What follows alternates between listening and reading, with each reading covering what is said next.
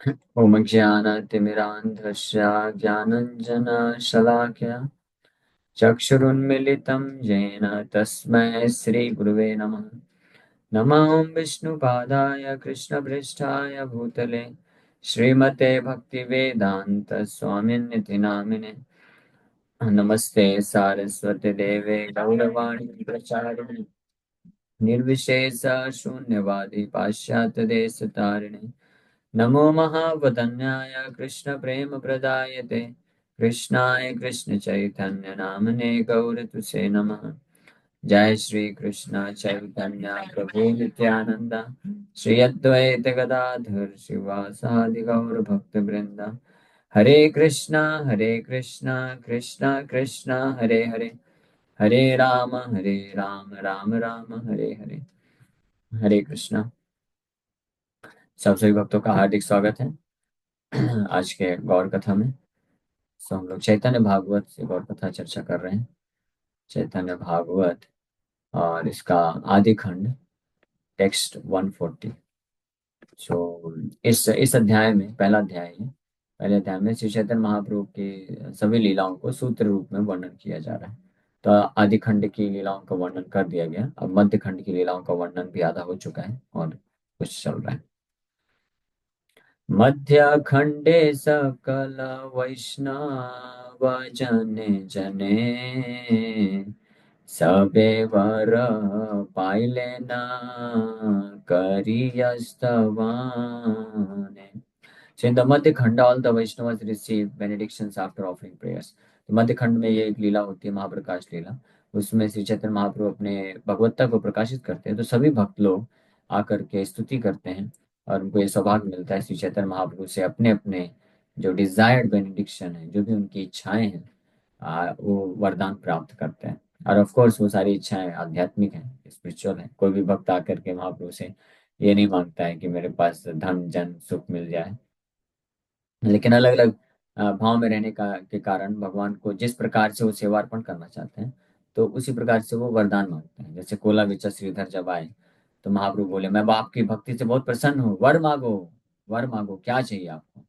तो कोला विचा श्रीधर यही वरदान मांगे कि मैं यही चाहता हूँ कि हर जन्म में वो जो नटखट ब्राह्मण है मेरे दुकान में आए और मेरे से ऐसे लड़ाई झगड़ा करके मेरे केले के पत्ते और दोने जो है जबरदस्ती लेके जाए।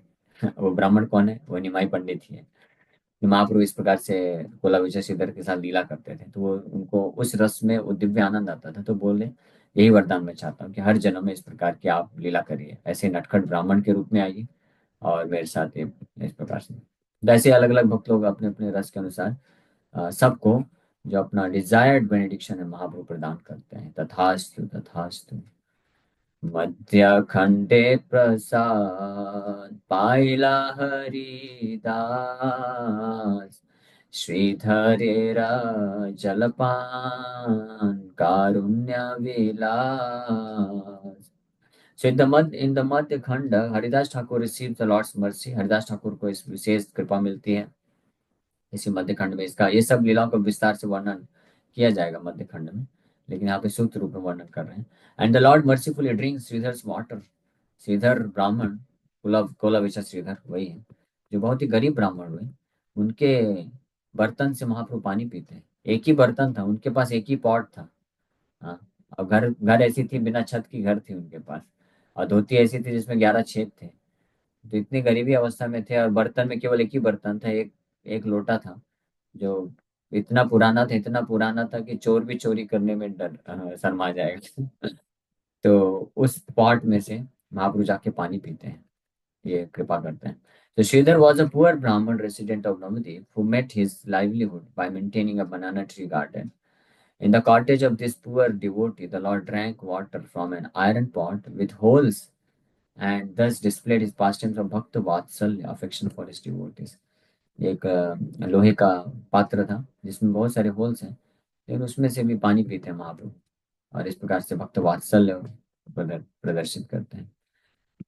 मध्य खंडे सकला वैष्णव करी संगे प्रतिदिन जानविते जलकेलिरङ्गे मध्याखण्डे गौरचन्द्र नित्यानन्द संगे अद्वैतेरा ग्रह किया शीला को नरंगे। मध्य खंड में भगवान the lord daily sports in the waters of the Ganga with the devotees. मध्य खंड में अपने भक्तों को साथ में लेकर के डेली गंगा में क्रीड़ा करते हैं, जल क्रीड़ा करते हैं। और इसी मध्य खंड में भगवान गौरीचंद्र नित्यानंद प्रभु के साथ एक मिशन के साथ अद्वैत प्रभु के घर में जाते हैं। मध्य खंडे अद्वैतेरा करी बहु दंडा से अनुग्रह कैला परम प्रचंडा। तो इसी मध्य खंड में भगवान अद्वैत आचार्य को भी दंडित करते हैं, पनिशमेंट देते हैं, है ना। कैसे दंड करते हैं, ये अद्भुत रहस्य है। And bestows great mercy on him. इस प्रकार से भगवान अद्वैताचार्य के ऊपर को दंडित करके और उनके ऊपर बड़ी विशेष कृपा करते हैं। और क्या दंड देते हैं पता है? अद्वैताचार्य के ऊपर इतना क्रोधित हो जाते हैं कि अपने पैर से उनके छाती में दे मारते हैं, जोर से प्रहार कर देते हैं। और अद्वैताचार्य को जैसे ही छाती में श्री चैतन्य महाप्रभु का प्रहार मिलता है तो इतने उन्माद में इतने दिव्य आनंद को प्राप्त करते हैं कि उन्माद व नृत्य करने लगते हैं। उनकी पत्नी बेचारी डर जाती है, सीता ठाकुरानी माता बोलते हैं, अरे बूढ़ा हो गया, बूढ़ा को मार रहे हो भाई, कुछ कृपा करो, कृपा करो, माफ कर दो, माफ कर दो। भैया द्वैताचार्य तो मस्त कितना अद्भुत आनंद में आकर के उछल उछल के नृत्य करने लगते हैं।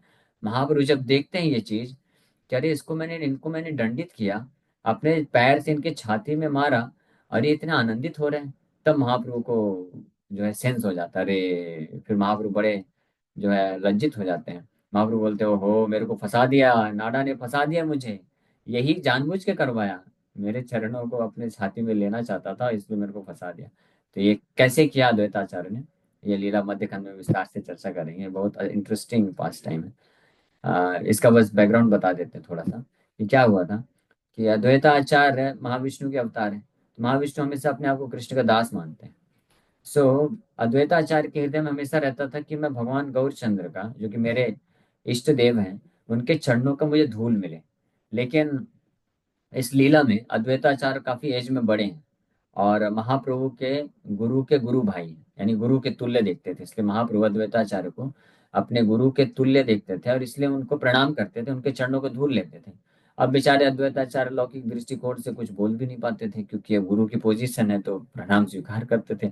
लेकिन हृदय में बड़ा खेद होता था कि अरे ये मेरे मेरे स्वामी है, ये मैं इनसे कैसे सम्मान प्राप्त कर रहा हूँ, मुझे तो इनके चरणों का धूल चाहिए। और महाप्रभु देते नहीं थे कभी भी। तो इसलिए उन्होंने एक लीला रचा कि मैं कुछ ऐसा कार्य करूंगा जिसके कारण गौरांग महाप्रभु मेरे भगवान मेरे ऊपर क्रोधित हो जाएंगे और दौड़ के आएंगे और मेरी छाती में प्रहार करेंगे। तो मायावाद का प्रचार करूंगा, इसलिए माया कुछ समय के लिए मायावाद का प्रचार करना चालू कर दिए थे। महाप्रभु जब सुने कि अरे अद्वैता आचार्य ये बड़ा बड़ा भक्ति का बखान करता है, अब देखो छुप छुप के मायावाद का प्रचार कर रहा है, महाप्रभु बहुत क्रोधित हुए और नित्यानंद प्रभु को साथ में लेकर के गए बड़े गुस्से में और जाते ही अद्वैताचार्य की छाती में दे मारे। हाँ, तो महाप्रभु को सब पता है कि जानते हैं अद्वैताचार्य के हृदय में बड़ी तीव्र इच्छा है श्री चैतन्य महाप्रभु के चरणों का धूल चाहिए, तो अपने भक्तों के ऊपर कृपा करने के लिए महाप्रभु भी, भगवान भी उनके द्वारा जो नियोजित प्लान है उसमें सम्मिलित हो जाते हैं। तो ये एक बड़ी विशेष लीला है।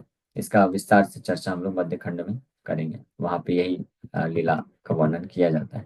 By seeing the behavior of Advaita Prabhu, many people fall into the trap of considering him a Mayavadi.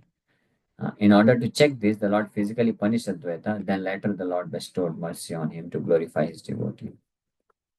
तो इस प्रकार ये लीला को के कारण कुछ ऐसे लोग हुए, वो वो फंस गए, वो अद्वैताचार्य को मायावादी समझने लग गए।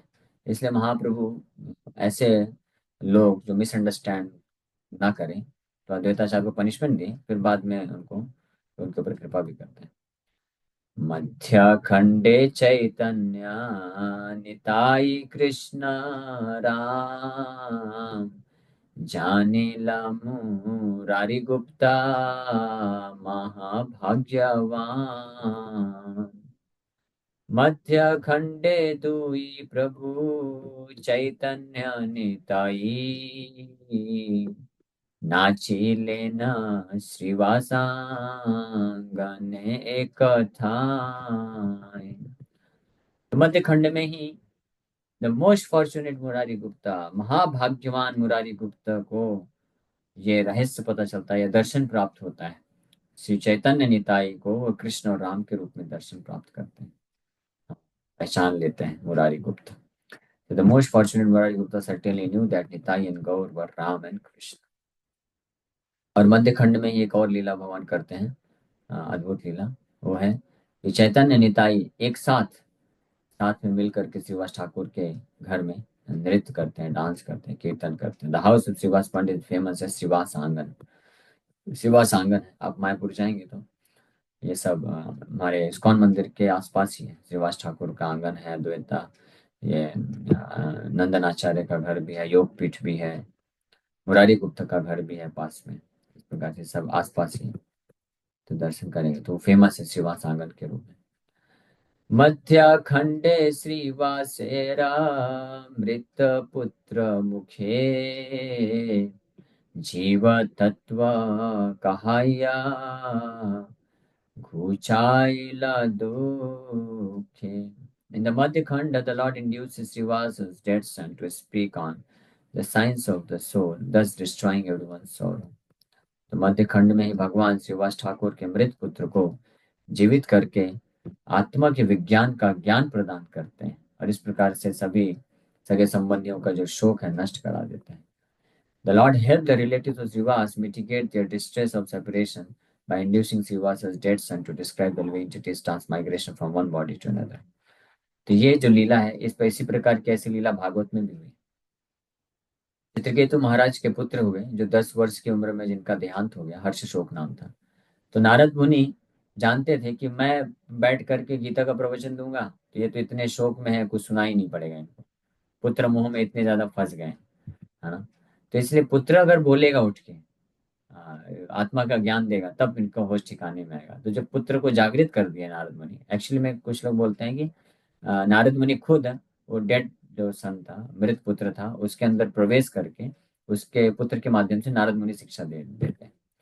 तो जब बोलना प्रारंभ किए तो जैसे ही पुत्र उठा तो पहला प्रश्न यही पूछा कि आप कौन है।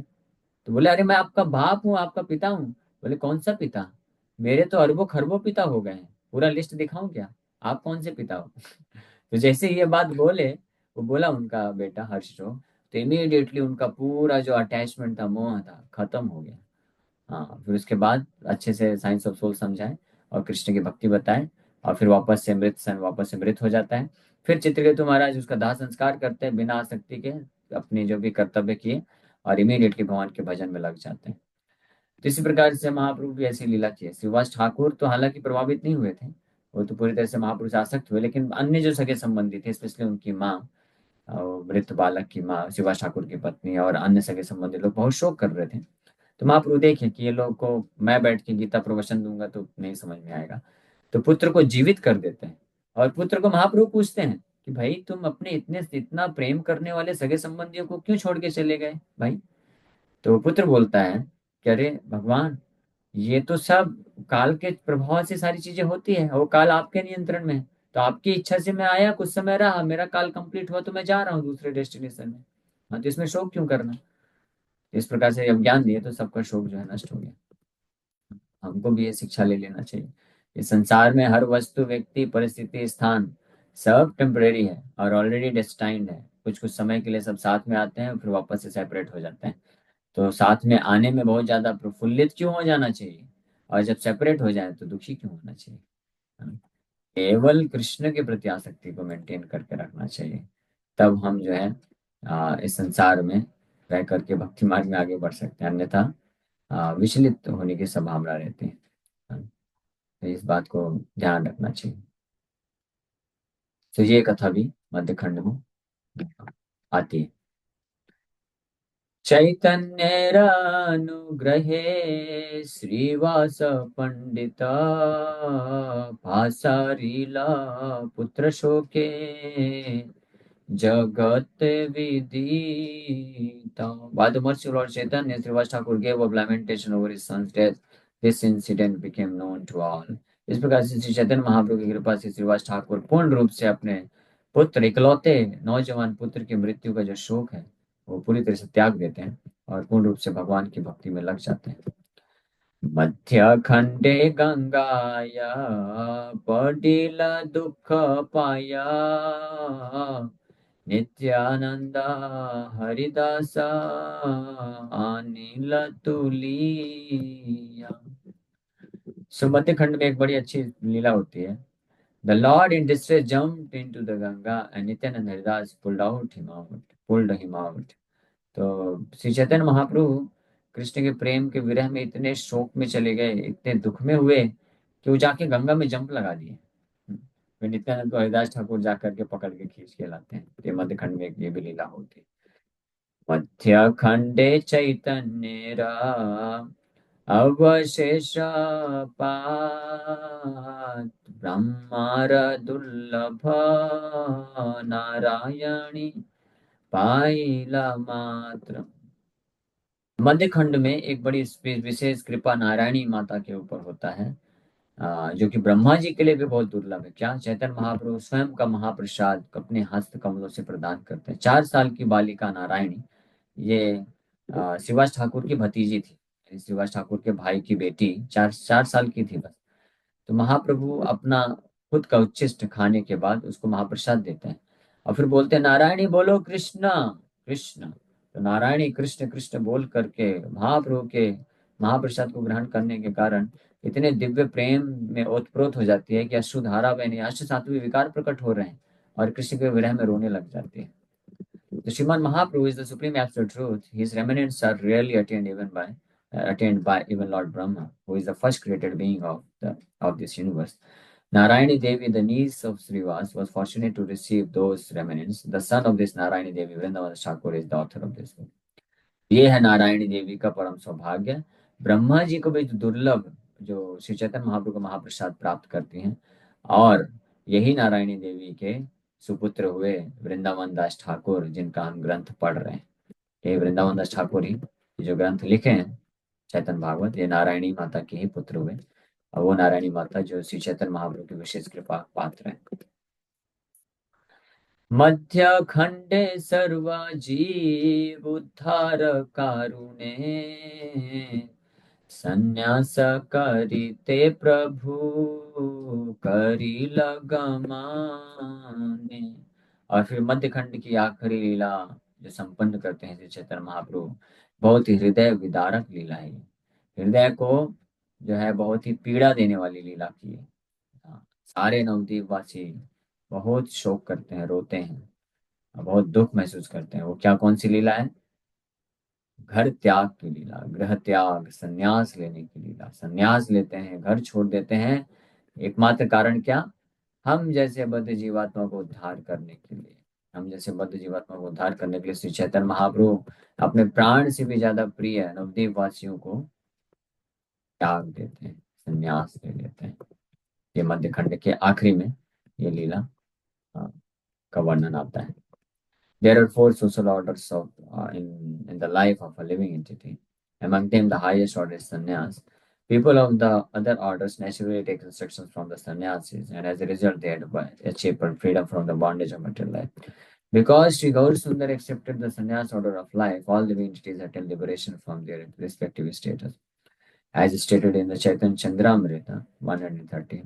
Now that Lord Chaitanya Chandra has revealed the path of pure service, the materialists have given up talking about their wives, children, and material affairs. The scholars have given up debating the scriptures. The yogis have given up the trouble to control their breath. The ascetics have given up their austerities, and the impersonalists have given up impersonalism.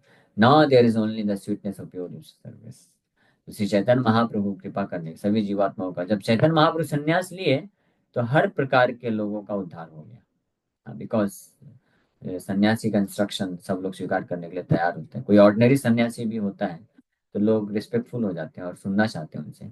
यहाँ पे जब परम भगवान खुद, जो कि सब सर्व आकर्षक है, सर्व मनोहर है और पूर्ण रूप से ज्ञान है, जिनके पास पूर्ण रूप से स्ट्रिक्ट आदर्श सन्यासी बने, तो उनके द्वारा तो फिर हर कोई का उद्धार हो ही जाएगा। इसलिए प्रबोधानंद सरस्वती ठाकुर वर्णन करते हैं चैतन्य चंद्रामृत में कि चैतन्य चंद्र जो है जब भक्ति पथ को प्रकाशित किए संन्यास लेने के बाद, तो जितने भी प्रकार के भौतिकवादी व्यक्ति थे अपने घर गृहस्थी की चर्चाओं को छोड़ करके भजन में लग गए।